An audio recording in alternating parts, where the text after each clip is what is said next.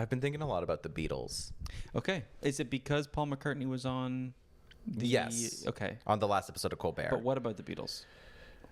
I think it's the best thing they ever did is break up after 8 years. Okay. Because then they got to be the Beatles for all of their good stuff. Yes. And then they got to be other things for all of their really bad stuff. They all had their own moments of being not the best. Some people will argue. How about that?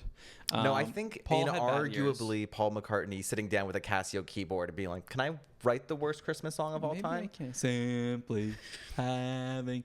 I think I can't sing any more of that without getting into trouble.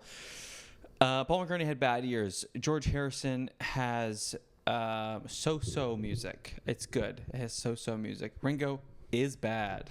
And John famously has some interesting writing choices. He had some hits. He had some huge hits, and he's probably like the most artistically profound in a way. In a way, I don't necessarily agree with that, but you do believe that women are kind of the slaves So of the now- world, and that's not how you would put it. wouldn't put it that way. You'd use a different word. No, I would not. I would write the music that Paul writes, which is like, as John described, grandma music. Way to pat yourself on the back. If I were to write music, I would write music like one of the greatest No, I songwriters just of mean all I would time. write songs which is called like Patty Goes to the Store. That's it. So yes, they had their perfect years, where they're at their peak, to a degree, at least a youthful peak, and then they all grow up into adults and they have their own careers. And they made some good music, but they made some bad music. Yeah. And I was thinking about this because Drake just dropped 3 albums. I've heard about this, but you know much more than I do. And I do think that like Iceman is the best album he's put out in quite some time. Really? In part because he put all the filler on 2 other albums. I see. I understand. But it's this weird thing where Drake puts out an album and people are like, it's bad. There's maybe 3 or 4 good songs on it. And I'm like, he's well past his 8 years. Like if you cut off Drake at 8 years. Yeah. Which would be in his career. It would be right after, if you're reading this, it's too late. Okay. Which is or like right around Views. Okay. Where you're like, pretty unimpeachable. Yeah. And then he made some other stuff afterwards. Yep. And there were a few good songs. Yep. There were a few songs that kind of felt like he sat down with a Casio computer and just clicked some buttons and said, maybe said, this is a simply Christmas having song. a wonderful Christmas time. And then that should be fine. Yep. It's the same thing with Taylor Swift, where you're like, 8 years of great albums. Is that the time frame? I know think- you're using it roughly. Like you're not saying it's strictly 8 years, but it is like a good... I think it's a good barometer for basically any musical artist. Okay. Where some people have longer runs than 8 years. Yep. But really, you can often distill someone's best work into an 8-year run. You actually may have something to do. You may be right, because one of my favorites is David Bowie. Mm-hmm. From, I believe it's 69 to about like 82-ish. Mm-hmm. And like that's rough. His greatest work. And then he gives up. Artistically, not gives up. He gets too experimental for the common ear. Well, let's go through it. 1969. Yeah. Self-titled album. Yep. Great. His second self-titled album. Wonderful. Fantastic. I don't know why he put out back-to-back albums called David Bowie. It's probably different releases of the same album. Says here these are different albums. Fascinating. I need to go look at that. I have Not to see creative, is I'm just going to say off the bat. that. Well, let him. He hasn't entered his 8 yet. If his third album is called David, It is not. and if his fourth album is called Bowie. Oh, that would be kind of funny. No. So 1969, David Bowie. Yeah, then it's Changes? No. 1970, The Man Who Sold the World. Yes. 1971, Hunky Dory. Hunky Dory. 1972, Which has Changes. The Rise and Fall of Ziggy Stardust Some and of the best. Spiders from Mars. Some of the best work. 1973, Aladdin Sane. Here we go. 1973, Pinups. Oh, man, he's doing so much. 1974, Diamond Dogs. That's good. 1975, Young Americans. And then I believe this is the 8-year mark. 1977, Low. 1977, Heroes. So he keeps going. He has a few more years. For me, and in my personal opinion, fight in the comments, it's after Let's Dance is the cutoff. Sure. The album Let's Dance is where he then gets into like it's just far too experimental and he's just having fun because he's done all the great work that he needs to do.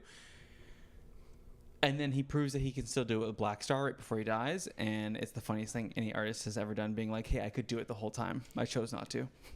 I didn't want to make good music. And I thought, we're nearing the end. One more. Let me just one more throw out a banger them. to remind you. For them. Do you want to know another artist where it's fun to do the 8-year? Please do. Kanye West. 2004, College Dropout. Mm-hmm. Really good album. Yeah, you like it. 2005, Late Registration. Maybe better. 2007, Graduation. Good album. 808s and Heartbreak in 2008. Mm-hmm. Then you got My Beautiful Dark Twisted Fantasy, 2010. I've heard it's good. Then Yeezus comes out in 2013. And that's the end. And if you say that's the last Kanye West album, you're like, maybe the only great albums. some of the best work. Yeah. And then right after that, it's all his bad albums. Life of Pablo, which has some good songs. Yeah, some people like but that. It's a mess. Yay, bad. Jesus is King, bad. Donda, bad. Donda 2, worse. I've never listened to Bully. This is a fun little anecdote about Kanye, and maybe there's maybe the nicest thing somebody can say to him in recent years. For a project, I was looking up photos for a mood board for a Pinterest, right? I was getting paid to do it. It's great. I needed the topic of a college dropout, like literally a college dropout. I needed the vibe. So I went on Pinterest or college dropout. Only Kanye stuff. A lot of bears. Only Kanye. When you look up college, and I had to go college dropout girl, and it was girls wearing college dropout merch. I'm trying to think outside of Kanye West, who's the most famous college dropout? Steve Jobs. Another artist where you can do the 8-year thing, and it's pretty interesting because he does retire and then keep making music. Is Jay-Z. Oh, yes. Like 8 years basically goes Reasonable Doubt, In My Lifetime, Hard Knock Life, Life and Times of Sean Carter, Blueprint, Blueprint 2, Black Album. You might have hit a nail on the head with the 8 years, at least roughly. Exactly. Like give or take a year or two or whatever it is. Obviously, outliers. But it's such an interesting way, I think, to frame late-stage artists who are still putting out music now. Yeah. Where we're just like, this album isn't as good as their peak. And it's like, they're not supposed to be in their prime anymore. Yeah, you fall out. And that has to be okay. And so, to your point, I'm not a Drake guy, but to your point, having 3 to 4 good songs on an album post your like zenith, I suppose, is like notable or whatever. Paul McCartney just put out an album. Did he? He just put out an album. No, I didn't. You're never gonna listen to it. No. Maybe there's a good song out there. We'll never know. It's impossible to know. I've tried listening to what a lot of people say is some of his best solo work, and so it's good. There's a lot of great stuff on there. I don't love all of it. I love almost every Beatles album. But like I like maybe 2/3 of the 4, not even, maybe a third of the 4 Paul McCartney albums that I've listened to in his solo stuff. And I don't know what it is, but I can't. It's hard to get into John Lennon solo stuff. Is it the slurs? It might be the slurs. It might be the slurs. Also, he imbues his music with such hate. Despite being a peace and love guy, there's an anger there, and I think it's like a protest anger. Totally. And George Harrison's a hippie, and I like that. I like George Harrison a lot. Haven't said anything about Ringo. Apt observation. I just think maybe artists should, after 8 years, even if they're a solo artist, be like, we're disbanding the band. This is a new thing. Yeah, or like come up with a new personality, and so then you separate like your work, right? If you go, I'm now going by this, right? I'm trying to think of an artist who did that isn't P. Diddy. Well, he did it several times. He did it several times. Snoop Dogg also did it several times. It's true, but like to kind of mark eras, to kind of leave that to work untouched. It's why Jay-Z, I think, is interesting, because he made an album where he's like, I'm retiring. This is my last album. And then he took, I believe, let's just double check here really quick. Black Album came out in 2003. He released his next solo album 3 years later in 2006. Yeah. He also put out collaborative retired. albums between those two albums. But that's such a smart thing. I think more artists should be like, this is my retirement album. I'm done. Everything else is bonus. Yes. Everything else, I'm just making for fun. And how old is Aubrey Graham?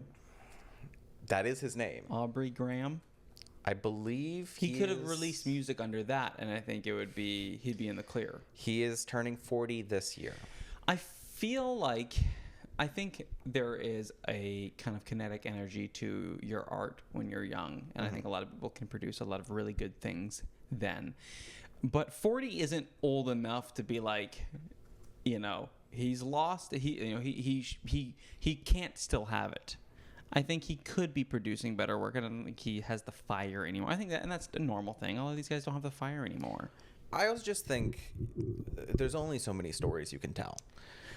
And you see it a lot where there's some artists who are able to, as they get older, they've like developed these new skills and they can tell these stories in different ways. Someone like a Steven Spielberg, who like has just become more and more proficient, will probably never make anything as good as like Jaws, E.T., Close Encounters, Raiders.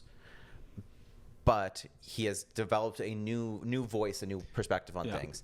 And then you have the opposite side of things is his good buddy Robert Zemeckis, who will definitely make nothing as good as Who Framed Roger Rabbit, Back to the Future, Castaway, even Forrest Gump, and instead makes live-action Pinocchio. Yeah.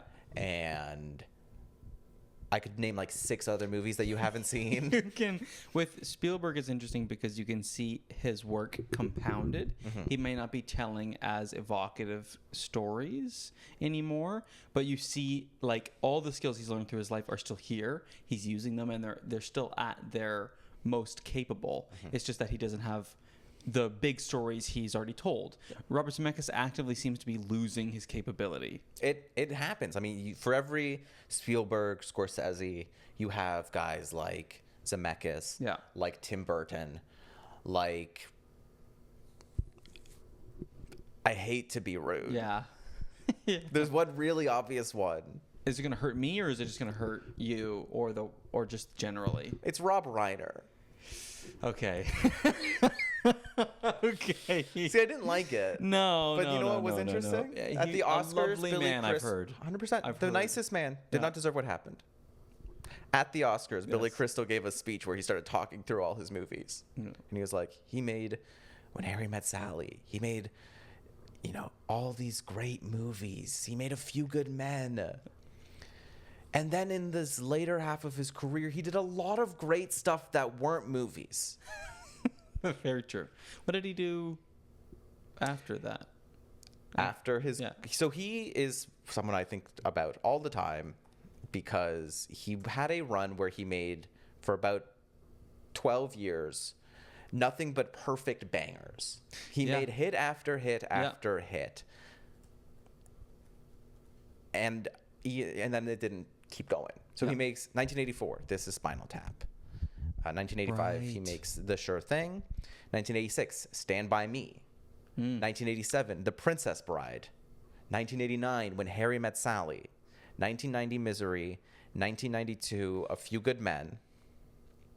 Quickly, I am fascinated by directors who, because I've seen most of those, and they don't necessarily have a, in quotes, like cohesive artistic style, which I think is awesome to see that one guy is making Princess Bride, making Stand By Me, because I couldn't say that had, like, in quotes, a cohesive voice, but they all serve the purpose of that film, I think, really well. And what I do think it is he is such a good collaborator.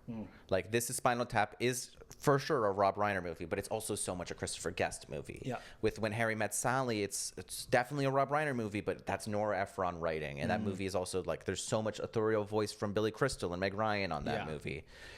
A Few Good Men is him taking an Aaron Sorkin script. Yeah. He was able to like have his own voice and work so well with collaborators. And You Cut Me Off in 1992, and it basically starts falling apart. 1994 North, 1995 American President. In that run, which is 11 years, I listed like 8 movies that are canonical, that get passed down, that everyone knows something about that movie, even if you haven't seen it. I've seen most of them. The ones I haven't seen, I know are classics that I'm missing out on. The last 2 you mentioned, I don't know what they are. I've never heard of them. Well, and get ready for a lot of that. No. I'm not going to give years. I'm just going to give names of movie. Yep. Stop me if you've heard of the movie I've said. Okay. Ghost of Mississippi. Nope. I Am Your Child. Nope. The Story of Us. Nope. Alex and Emma. Nope. Rumor Has It. No. The Bucket List. Maybe. That's Jack Nicholson and Morgan Freeman phoning it in. Flipped. No. The Magic of Belle Isle. No. And So It Goes. No. Being Charlie. Okay. LBJ. I think I understand. Shock and Awe. God and Country. Did you know that last year, his final film was Spinal Tap 2: The End Continues? I didn't even know that came out. They made a sequel to Everyone came back.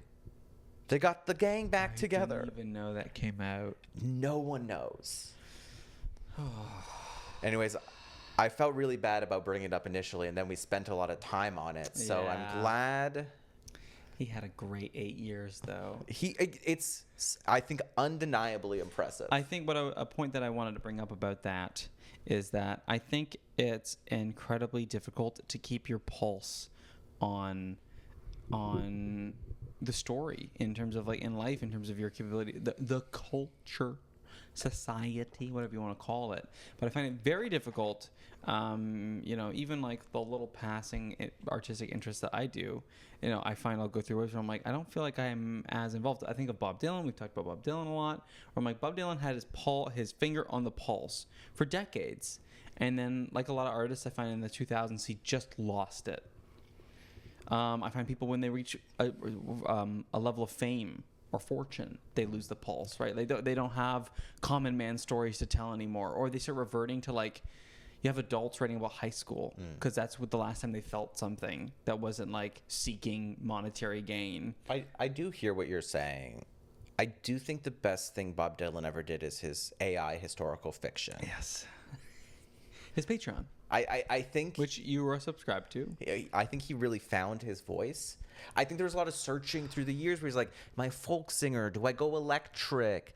Do I talk about the Kennedy assassination with music? Pete Seeger? And I'm like, sure, whatever, man. And now he's like, I'm using AI to write historical fiction. And I'm like, I now finally understand why Bob Dylan is on this earth. Yeah, he found his purpose. Then thank God, because he's almost done.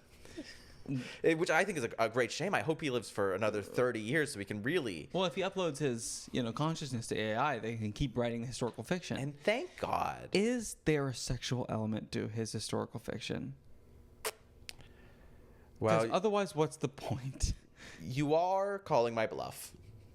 I have not read Bob Dylan's historical fiction. Okay, what a shame. I hear it's good. To those who partake. I have a lot of questions of who. To the type of who is the demographic of a Bob Dylan fan who is interested in historical fiction, not even from the voice of Bob Dylan, from Bob Dylan's AI prompts. Yeah. I mean, I can tell you right now that his popular post on Patreon has 111 likes. Man, my posts get Bob Dylan numbers? He has 5,000 members on Patreon. Oh, wow. It's so weird. 5,000 members. If he's got the right subscription, like he might be living pretty good off of his Patreon actually. So it's $7.50 a month. Okay. But 5,000 people? That's what I was going to look up. Yeah. Quick maths. Thank you, calculator. He's making $37,000 a month. Easy. He's probably making more money than any gigs he'd be performing right now. And he also doesn't like to perform anymore. No, and he clearly doesn't like to write anymore. No, God, no. Isn't that so crazy? Imagine if, because Bob Dylan was the most famous, not just most famous, but like the most important artist for a significant period of time. Hugely so. Imagine if 50, 60 years from now, Kendrick Lamar launches a Patreon that has 5,000 members. Oh man, and he's like doing like AI fanfic about like 90s hip hop artists. He's like, I've always wanted to write my Biggie Tupac ship canon. You know, oh, man, he could write something beautiful about that. It's like, I'm trying to think of poets. Like, what if poets just gave up and started using AI? Probably like Robert Frost writing, like, you know, he's like, I'm sick of writing about trees. Like, let me just pop this into my. Subscribe to my Patreon. It's a shame Leonard Cohen did not live long enough to start mailing it in. Oh, he was. I hear he was a lovely man. I don't know him. Who would? But that we know. But he might have been a hair tussler enough to just like dabble into it just a little bit. If Leonard Cohen was still alive today, he would be like, guys, I got 30 more Hallelujah verses. I went to Claude, and Claude just kept spitting them out. He has so many. Finally, the 10-hour version of Hallelujah I've been working towards my whole career. It's so fascinating to think of these dead people who, if they would like AI or not. A lot of old people do, though, so that's why I'm kind of like, Leonard Cohen might have messed with it. Totally. Not that I know him. Not that I know his personality whatsoever. You want more Hallelujah verses? We gotta get more of them. Oh, and only Claude can write them. Only Claude can capture the voice of Leonard Cohen. That's disgusting. Steve Jobs, I think, would have liked AI. I forget he's dead. Rest in peace. Rest in peace. Rest in power. Yeah, I think he would have. I think he would have liked AI. Because his whole thing is like, he's like, oh, I hire lazy people. Who's lazier than Claude? That's a good point. You know? Does Wozniak like AI? Wozniak hates AI. Attaboy. But Wozniak also like hates every piece of technology post 1975. Yeah, he might have thought that the BlackBerry was the best phone. No. No? That's way too new for Steve Wozniak. True. And it's like, what Steve Wozniak wants is like a computer that you can build and take apart that's mobile. I think so would you say he's like cassette core? Maybe, yeah. I mean, like the cassette punk. Steve Wozniak is all about innovation. Mm-hmm. And the problem is he has no ideas that are marketable. Yeah. Or sellable. Yeah. Or useful. Yeah, the most things he said in that Steve Jobs film was to add like more ports. Yeah, which he was so important because that was an era when computers were not a consumer product. Yes. They were a hobbyist product. He was right at the time. Yep. Like, Steve Wozniak was a big proponent of the Apple II, which was this modular, buildable, you can take it apart, put your own pieces in computer. And it was basically the only successful Apple product until the Macintosh, okay, yeah. which covers decades. Yes. Steve Jobs was a great salesman who was making a product that the world wasn't ready for. Both in like, people did not have a need for that technology at that point, but more the technology wasn't good enough. Yeah. So like he was like, I want to have there's graphics so you can like point at something with a clicker. Yeah. And you can click on it because that's how the human brain works. And you could design that. You needed a really strong machine to use it. And so you have to price it at an insanely high level. Yeah. But hobbyists don't want it. And people who aren't hobbyists aren't going to spend that type of money. Yeah. And so Apple survived because Steve Wozniak was right for decades. Yes. And it just turns out in the long run, Steve Jobs was right. Yes. Eventually he was right. He just needed the technology to catch up to him. Oh, there you go. I love that you get to talk about your Steve Jobs, Aaron Sorkin film lore. I was a Steve Jobs guy, not just because of Were that you movie. earnestly a Steve Jobs guy? I was a huge tech nerd when I was in middle school and high school. And sure, was it because it was a way I could communicate with my father? So Aaron Sorkin of you. Did I learn everything I could about technology because I knew I could talk to my dad about it endlessly? And is that the same reason I know so much about the Toronto Blue Jays? Maybe. Am I a reflection of my father's interest in a way to get his approval? I'm not working through that right now. How much do you like film? I hate it. Oh my gosh. I'm going to admit something to you that I have not admitted to a person in quite some time. Okay, I'm listening. And I'm concerned that admitting this will lead to it being unearthed. Okay. I solo hosted a Google I can't podcast. connect to the Wi-Fi network. You might want to check the connection settings in the Google Home app. And this is why I regret hosting a podcast about he who should not be named. Because now I think what they've done is not good. Yes. But at the time, I was Yes. super enthused with everything they were doing. But I was such a nerd about this. Though, like, one of the worst takes I've ever had. I've had some bad takes. A few. I was all in on love. Chromebooks. Oh, you're a big Chromebook guy? I thought Chromebooks were the future. Like the next thing? I'm not sure if you've looked around recently. Schools love them. I was wrong. It's pretty bad. Yeah. This is like my take that like I saw Sinners and I was like, I think this is really good. The Oscars are gonna completely ignore this movie. You're often right. You often have some pretty on the mark, especially about film. I find that you have a pretty on the ball thoughts, and you can predict a lot. I love when you're wrong because you're right often enough that it is funny when you're wrong. Yeah, I've had some bad ones. I've had some really. Do you want to know the worst take I've ever had? So let's go just ranking my bad takes. Yeah, Number one- Lovingly, I don't remember them all the time, so I love that you do. 'Cause I know that remember. you think about it. Number one worst take is that Chromebooks were going to be the future of computing. Yeah, you were wrong, dead wrong. Number three worst take is the Sinners one. Number two. I heard Not Like Us, and I was like, this isn't going to connect. You were like for a while like Drake's winning. I was fairly certain. I heard Not Like Us, and I was like, he's reiterating the same complaints that he's been saying. I don't think there's validity to this. It's a little catchy. Yeah. Cut to him singing it at the Super Bowl. Drake, a few years later, putting out a whole album being like, I'm not happy about what happened there, guys. I do remember when that was happening. Every duo of young white boy was calling each other with updates about what was happening, and you were my informant on the matter. And I do remember you listening to Not Like Us being like, just another one. I'm like, okay, tie game. Let's Yeah, go to you're like, overtime. and let's see what Drake has to say. And then followed up with nothing of note. I held that take for a few days. And then I was like, I'm starting to notice a lot of people are really liking this. Cultural movement behind Not Like Us. Yeah. There's a big concert being held. Yeah. How many times did he encore that song?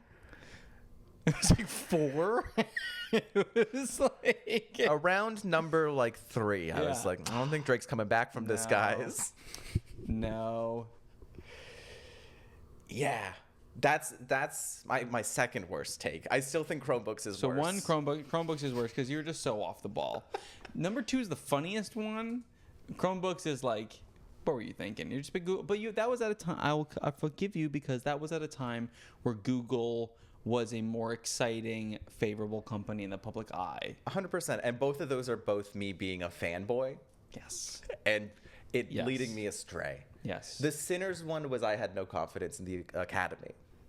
Yeah, they really shaped up this year. Good attaboys. Hey, it was great. Attaboys. And it was just mostly the voting changes, right? I think it's a lot of things. I'm sure it's a lot. It's many things. you It know- also deserved its awards. It's a great movie. Yeah.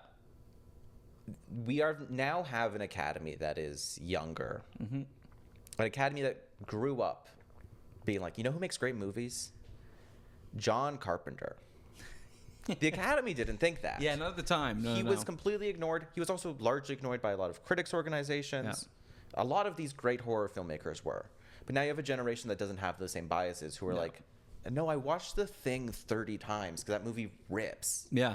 And so horror is getting more and more accepted because of that. You're having like people who grew up on Cronenberg movies are now like, we should nominate The Substance for Best Picture. Yes. You're having people who grew up with like Spike Lee, someone who was ignored so much for making these like very political but like entertaining films. Are like, I don't know, maybe this Ryan Coogler guy who also has so many influences from like Spielberg and has so many influences from so many different directions.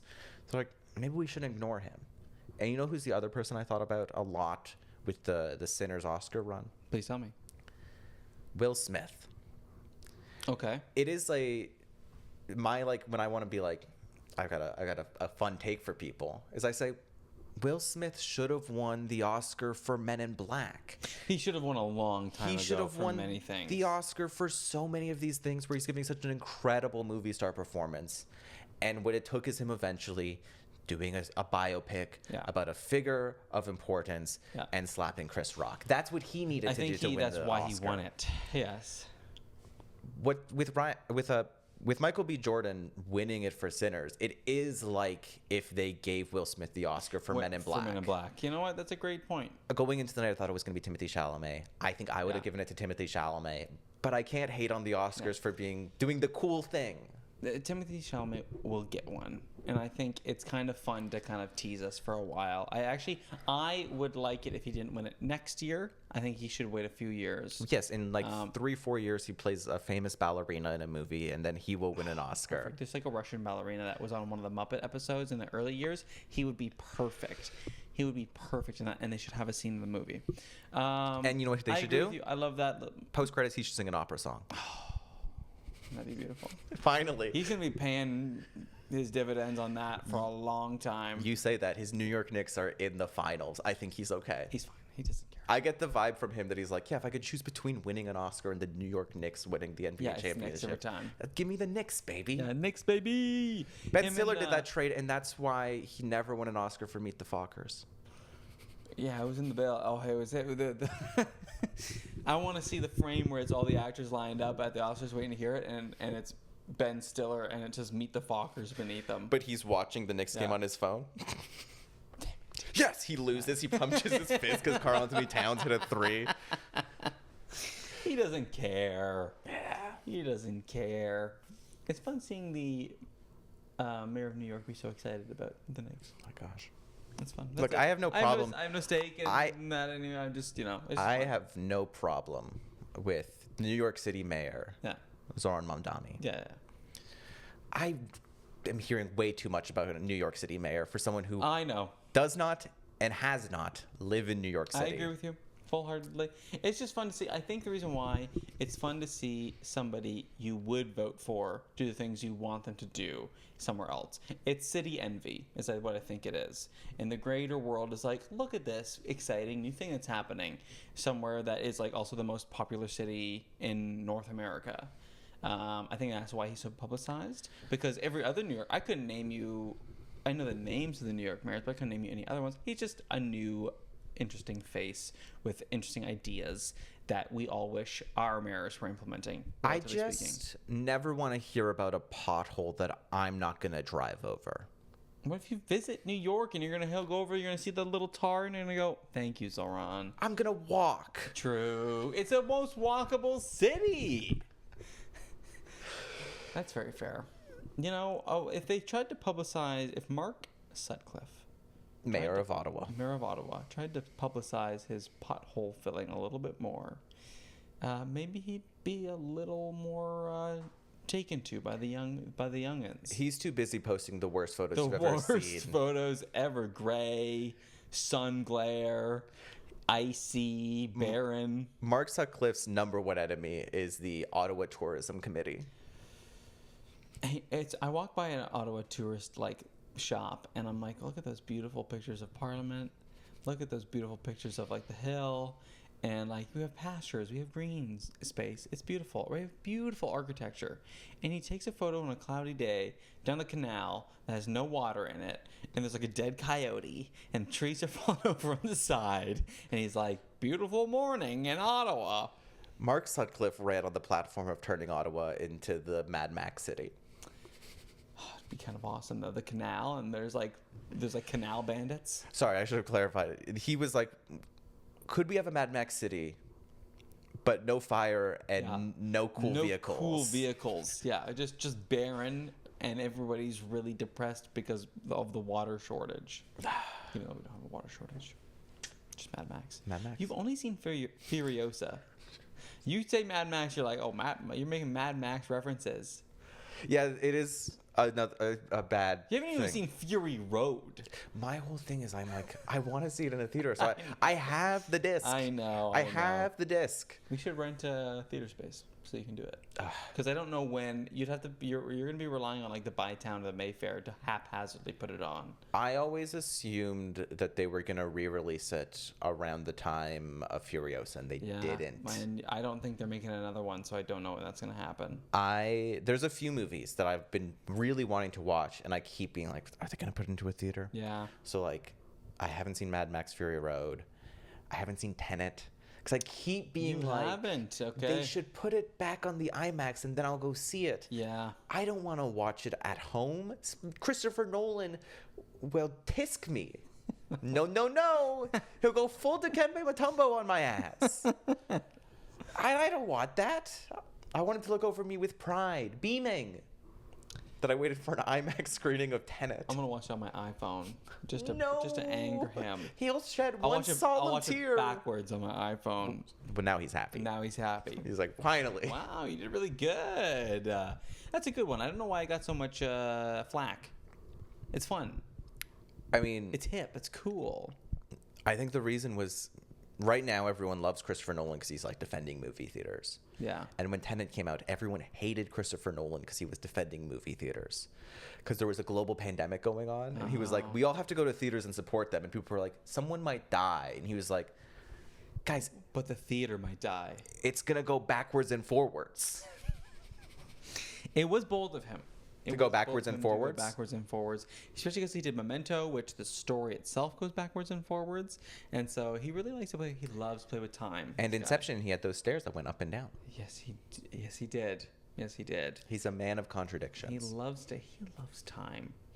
Interstellar, of course, Yeah. famously has time in it. This is true. You know, I'd love you to show me a movie that doesn't have time in it.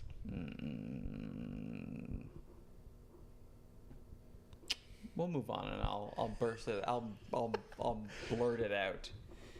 You know, there's been a lot of talk about Christopher Nolan because like he doesn't have email, he doesn't use a lot of modern technology. So Fran Lebowitz of him. Did you know that he's never watched pornography? He just jerks off to clocks.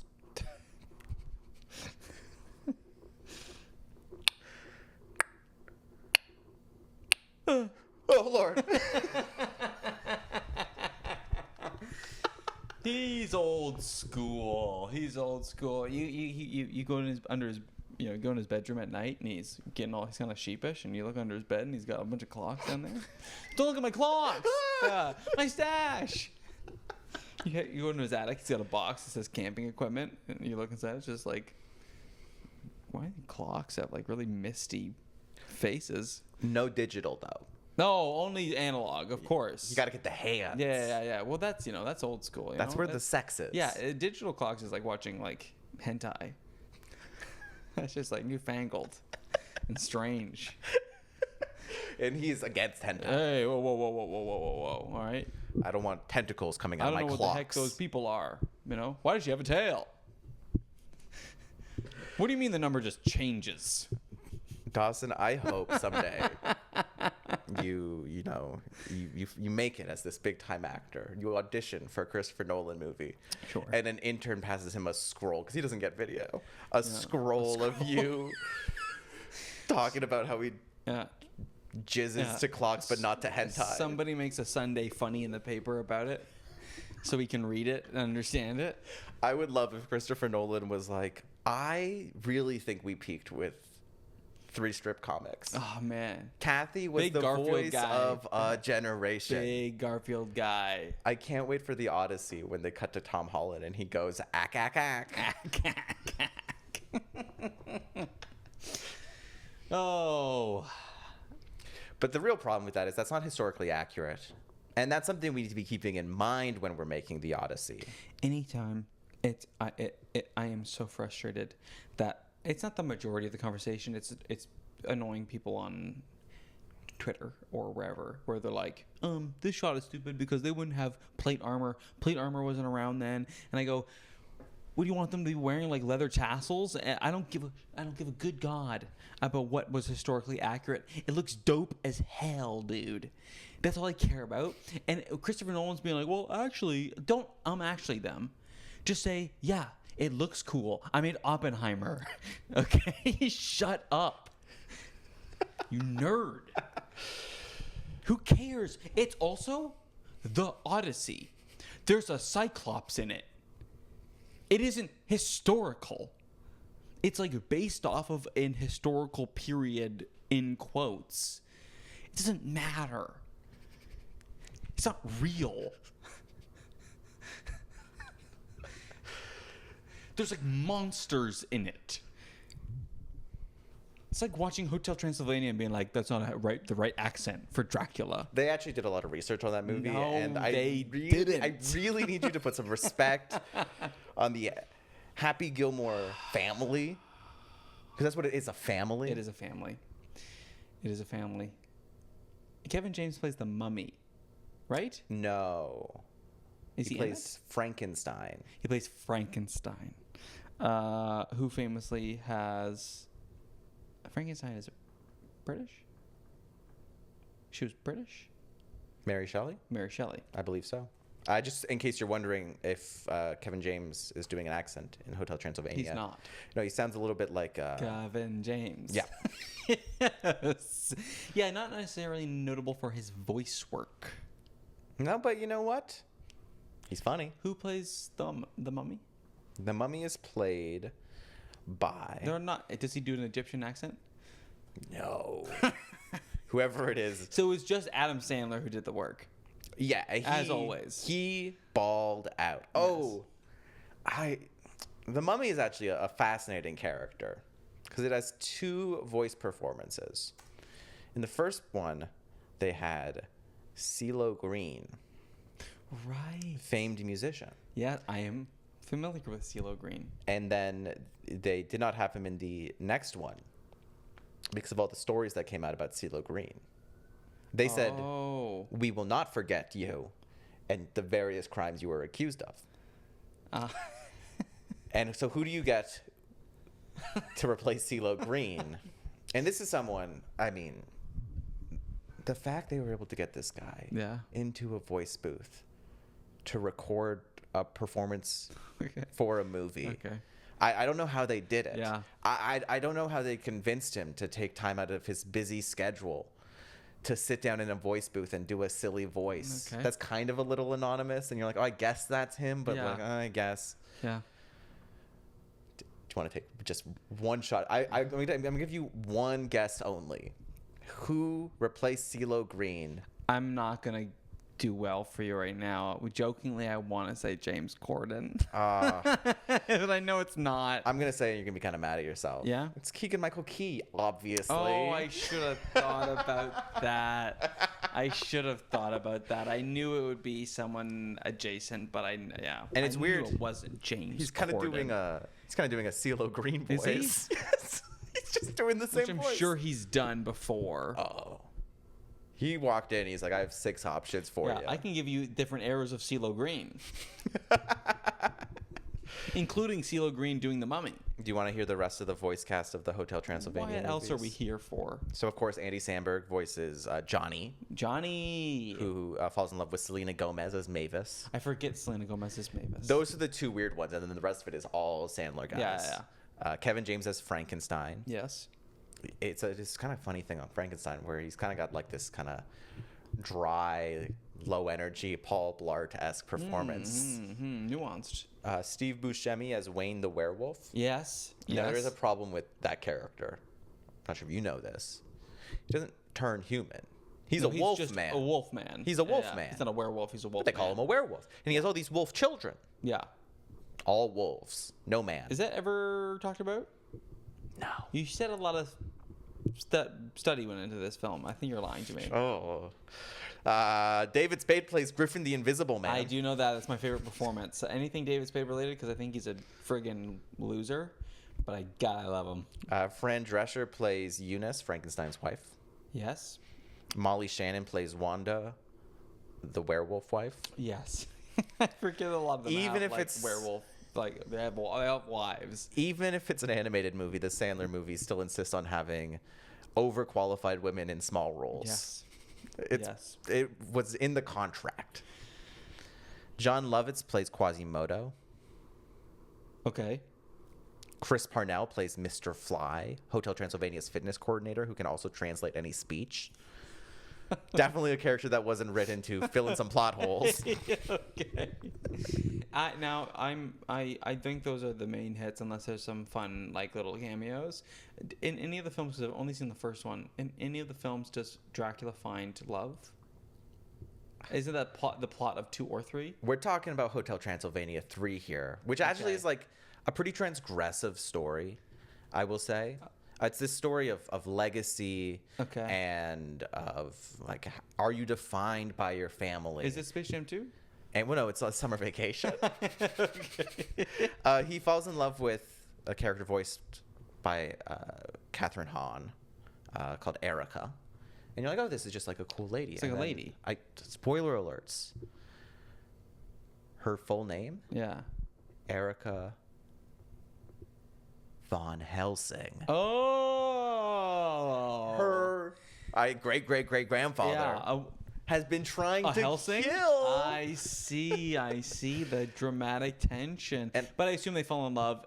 And now is a plot that she learns that he's a vampire and tries to kill him momentarily? Oh, no, she's trying to kill him for most of the movie. Oh, sort of enemies to lovers. Exactly. Oh, man, that's kind of cute, though. And of course, the movie ends with Joe Jonas playing the Kraken, a music-loving sea monster who dances to the Macarena. I think I've seen that sequence. Well studied. And that's not that is so Summer Vacation is the one where they're on a cruise. Yeah. Okay. They go on a summer vacation, Yes. which you often do when you live at a hotel. You know the saying, I need a vacation from my vacation? Yeah. Hotel Transylvania says, let's take a vacation Take a from our cruise. vacation. Yeah. Okay. So, I'm glad. Chrissy Teigen voices an invisible woman who's David Spade's new girlfriend in that one. There we go. And of course, we will end this episode with, I think, the best part of casting in the Hotel Transylvania universe. Which is? Something that I've actually thought about a lot. CeeLo Green. Sorry. It is something I've thought about a lot, where I think it's actually quite a smart bit of casting, where you have, in the second movie, Hotel Transylvania 2, no subtitle for that one. Yeah, okay. They keep alluding to Dracula's father. Yes. This older generation. Yes. It's Mel Brooks. Beautiful. And you're like, you kind of have the lineage of silly, goofy Jewish guys. Yes. Andy Samberg, Adam Sandler, Mel Brooks. The evolution of silly Jewish guys. It's great. Okay. It is beautiful. That's kind of like poetic in a way. It is nice. In a funny way. And also Mel Brooks is happy to be there. Oh, he gives a good voice performance. It's great. Thank you for listening to Home Fries. Peace.